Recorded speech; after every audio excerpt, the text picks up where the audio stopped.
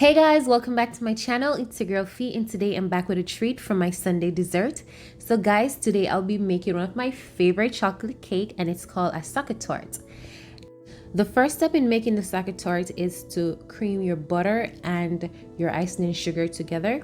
You just want to make sure you cream it until it's fluffy. After that, you want to make sure that you add your egg yolk gradually to the mix until it's incorporated properly.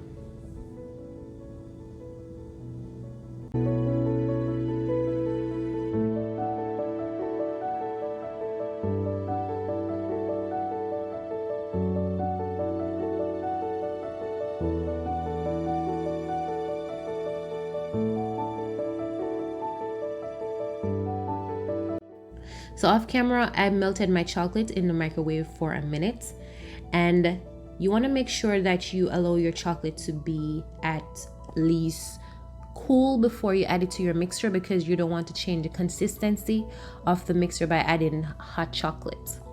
So you just allow it to cool for a little and then you add it to your mixture. After you add it to the mix, what you want to do now is to whisk it out, or you can cut and fold, which will take a longer time.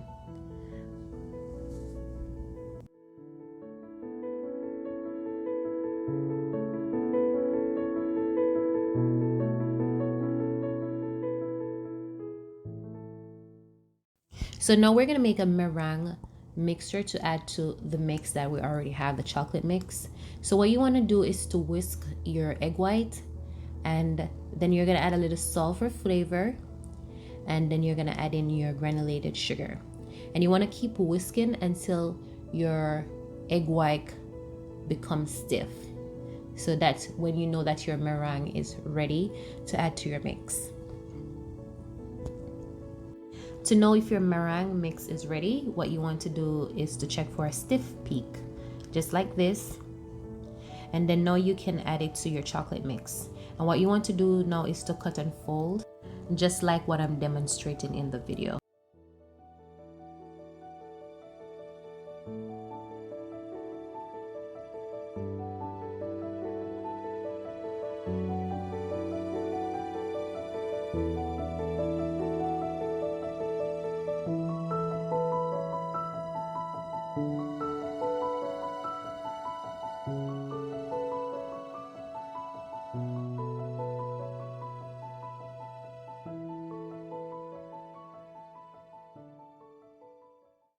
Now I'm going to add my flour to my mix, and I always leave my flour to be the last thing that I add, because I don't want to overwork the gluten in the flour, because I don't want a tough cake. I want to make sure that I enjoy my cake from the top layer to the bottom layer, and you just want to make sure that you always leave the flour to be the last thing that you add, because you don't want to overwork the gluten. And then you just want to cut and fold to get rid of all the air bubbles.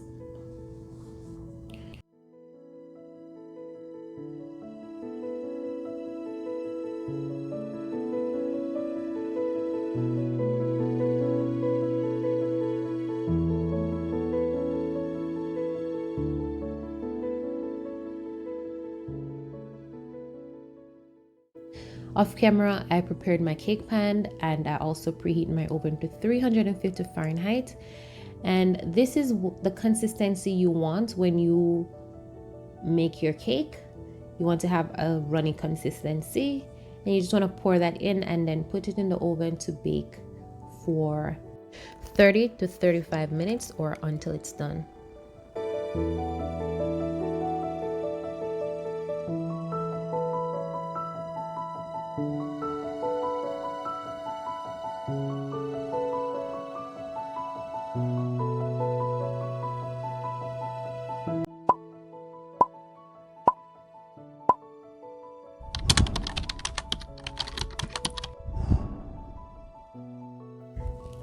So here's my cake. Now I'm going to cut my cake. I want to have 2 layers, so I'm going to cut my cake so I could add my filling inside.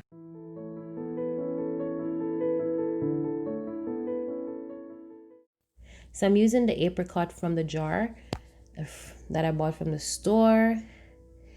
You can make your own, but that's going to take a lot of time, and to me it costs more money to buy the fruit and then to puree it and all these things. So I went the cheaper way and the easier way, which to buy the fruit in the jar already prepared, and all I did was to melt it in the microwave for a minute and then I whisk it.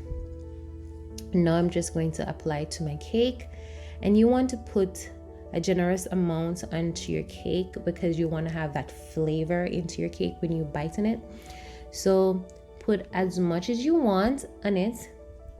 Just remove all the lumps, so when you pour your chocolate over your cake, it won't be lumpy. So as you see, I'm removing all the excess apricot from my cake. So you just want to do that.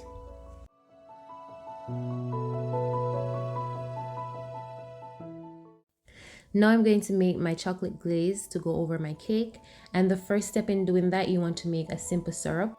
So to see how to make a simple syrup, I have a more detailed video. That's my tamarind cheesecake video. It's more detailed, so you can go over there and just watch my video. And guys, so you know, that's the only tamarind cheesecake video on YouTube. So feel free to go over there and watch my video. And if you're a YouTuber and you would like to recreate my tamarind cheesecake video, you are more than welcome to do so.